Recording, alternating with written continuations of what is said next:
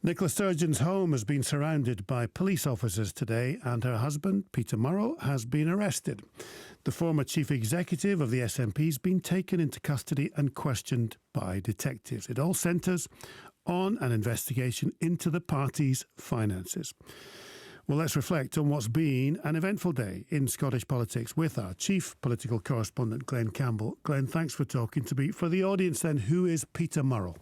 Well, he is somebody that is not, until today, well known in every household in the land because although he's been one half of Scotland's power couple, with his wife Nicola Sturgeon being the other half, he's largely been in the shadows because his job for more than 20 years has been running the SNP, the party that in recent years has dominated Scottish politics as the party of power at Holyrood. But he has been a very significant figure in that role, and he only gave it up a short time ago, resigning last month in a row about the party misleading the media about a big drop in the number of members that the SNP has. It was said at the time that he had intended to step down anyway when Nicola Sturgeon herself left office. What do we know about this investigation? Well, this is a long-running police investigation. Today's developments obviously are dramatic, with the searches not just at the home that Peter Murrell shares with Nicola Sturgeon, but at least two other properties, including the SNP's headquarters in Edinburgh. I've been watching the police come and go from there throughout the day, and in the last hour or so, officers have left party headquarters with a number of boxes as part of their evidence gathering in an investigation that I think started in 2021. But perhaps the big question is why? Why are the police involved in looking into a political party's finances and fundraising? And the reason is that a few years into Nicola Sturgeon's leadership of the party, she called for another independence referendum. And in preparation for that, the party appealed for donations online. It had a crowdfunder which brought in more than £600,000. But when we saw the party's accounts at the end of 2019, there was less than £100,000 in the bank. And some wondered what had happened to all that money that had been raised specifically for independence campaigning, given that there had not been another independence referendum campaign. Where had the money gone? Had it been appropriately spent? And that's when the police got involved. I should say that at the time, the SNP, including Nicola Sturgeon herself, made clear that it was their intention to spend an equivalent sum on independence campaigning. They didn't think anything had been done that was wrong. The party's not really adding to those early statements today. It's simply saying that it is cooperating fully with the police and their inquiries. I heard you earlier on, and looking at the timing of events like Nicola Sturgeon standing down, does much of this all boil down to who knew what when now? Well, those are the sorts of questions that opposition party leaders in the Conservatives, the Labour Party and elsewhere are now asking, and there is, of course, a lot to be picked over. I should say that when Nicola Sturgeon announced her decision to stand down, this issue of the police investigation came up. In fact, I asked about it myself in the very final question of her news conference. I asked if she had been or expected to be interviewed by police in connection with this investigation, and at that time she simply said she would not comment on an ongoing police inquiry. She has separately made clear that this was not a factor in her decision to stand down. I can't help thinking that it may well have been a factor in the timing of that decision, because she only left office a few days ago, a few days before her husband was arrested. Now, I don't know if she had prior knowledge that that was likely to happen or not. We can only speculate on that. But getting out of office when she did means that she is not the First Minister at this time, and had she been in that position, these developments would be of far more discomfort to her in that role than they already are. And what about the timing of the arrest? If the arrest had been before the leadership election, would that have changed the result? Could it have, and could this have an effect on that very result itself? Well, these are some of the conversations that are now underway in political circles. If all of this had happened at an earlier stage, might it have had an impact on how people voted in the leadership contest? We've certainly not heard any questions of that sort being put formally, publicly by the rival campaigns. There was a time during the leadership contest where the Regan campaign and the Forbes campaign did raise questions about how the contest was being conducted. They actually called for an independent observer to be brought in. That was more about the issue of party membership and who had access to the membership and the information about who was voting and how they voted. But they raised concerns at that time, and at a later stage they backed off that call for an independent observer to be appointed, and both said that they were content with the way things were being run and would accept the outcome, which was the election of Humza Yousaf, and both did that on the day of his election. Glenn, just briefly, what are the other parties saying? So we've heard from opposition leaders.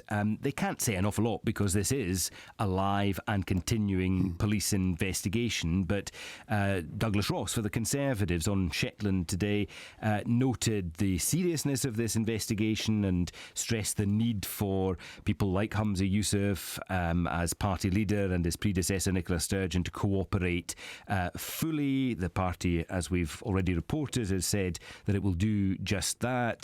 Anna Sarwar for Labour suggesting that this is distracting the party of power from important issues in government. I also bumped into the former SNP leader Alex Salmond, who again wasn't willing to comment in any detail, but said as a former leader of the SNP he was sad about where the party had got to. Glenn Campbell. Well, let's get some reaction to that. Just before we came on air, I spoke to Abby Garton-Crosby from The National and the Scottish Daily Mail's political editor, Michael Blackie. It's hard to underestimate. I don't think any of us were expecting this to happen today. A lot of us logged on and were like, what is going on? So, yeah, I think it is, it's pretty significant. The party have taken a lot of hits during the leadership contest and now this, but I think, Humza Yousaf is a new leader. Peter Murrell isn't in position anymore, neither is Nicola Sturgeon. So I think that does give them a bit more of an opportunity to Humza Yousaf to distance himself from that, because he's never really been party to the internal workings at the moment. So, it is crucial, but I don't think it's the end of days for the SNP. Michael Blackley, sticking away from whether anybody did anything, just the reaction to this and having a look at this from a distance, if you like, and the impact this will have on Scottish politics and the SNP in particular. What do you think? Yeah, so I think, as Humza Yousaf himself said today, it's a difficult day, and there have been a lot of difficult days for the SNP in recent weeks. The leadership contest really threw up a lot of issues, a lot of mistrust within the SNP, perhaps among the membership, about people at the top of the party on issues like the membership numbers and the party headquarters seemingly misleading the media over these membership numbers, refusing to tell leadership candidates. So I think today is a culmination of a lot of concerns within the SNP about the way that the party is being run. So a bad day for them. In terms of the opposition, obviously they don't want to get in too much into the specifics of what's happening today, but for example, Jackie Baillie, Scottish Labour Deputy Leader, is talking about this being a deeply concerning development, and also raising these concerns about a culture of secrecy and cover-up within the SNP. Abby, you bang on that there will be, or there is an attempt to distance from what's being viewed as the kind of prior administration, of course. But it all becomes about timing, doesn't it? Or to what extent is timing important? Because it becomes who actually knew what when. Did Nicola Sturgeon know about this? This was ramping up before she quit.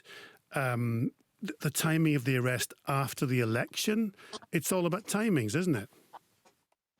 I mean, obviously, it is not great timing. This would have been worse had it happened during the election, the SNP leadership election I mentioned. But it's really difficult to talk to when it's such a live case because, obviously Nicola Sturgeon was asked about that by the BBC during her resignation speech and said she wouldn't comment on a live police investigation. Humza Yousaf is the same. So I think we're going to not get answer to those questions for a while yet because obviously it's a live case and it makes it really difficult for us to kind of talk about who knew what when because none of us want to commit contempt.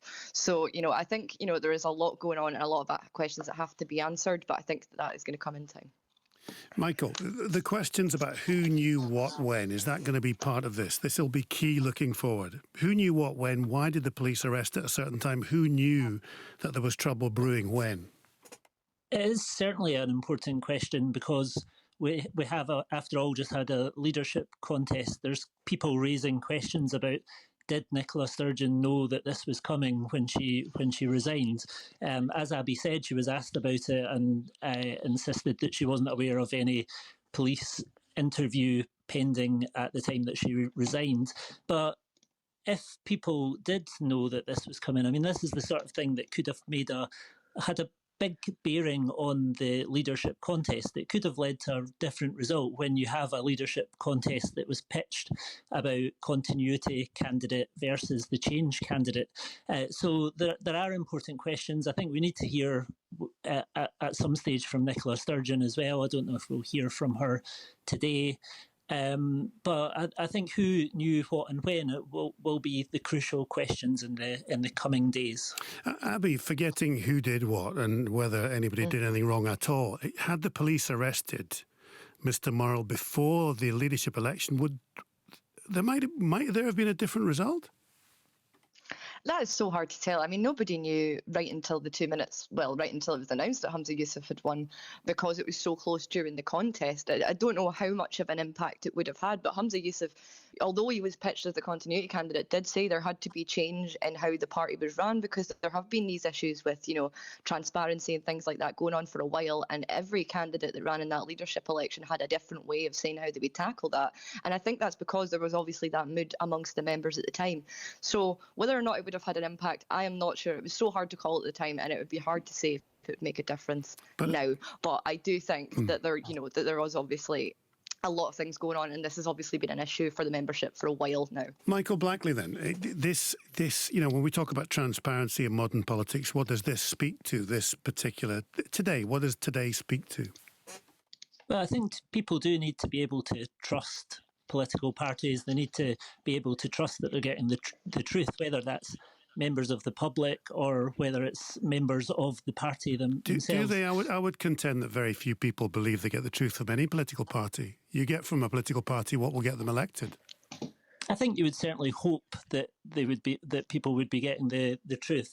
I mean, one of the things that I thought was quite interesting was during the leadership contest, Humza Yousaf, as you say, had been praising Peter Murrell as an election winner, an election campaigner, and he had been talking about how it'd be up to Peter Murrell to decide whether he stays on as chief executive or not.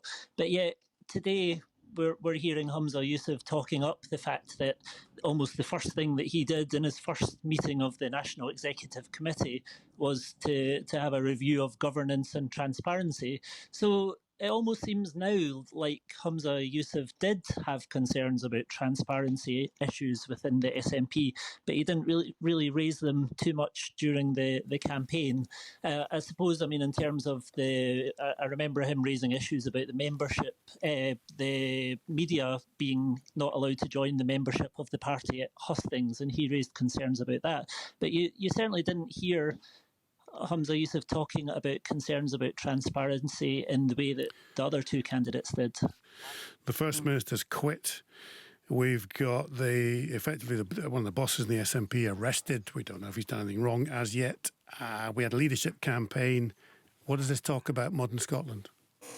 Well, obviously, it feels as if modern Scotland is a bit at a precipice right now. We're obviously at the end of an era of Nicola Sturgeon, all these sorts of things that were going on. It was only a month ago that she resigned, and it feels like so many things have changed in that time. So I think it does show that there are a lot of issues that need to be dealt with at the moment, that there are problems with transparency in the SNP that need to be opened up and talked about.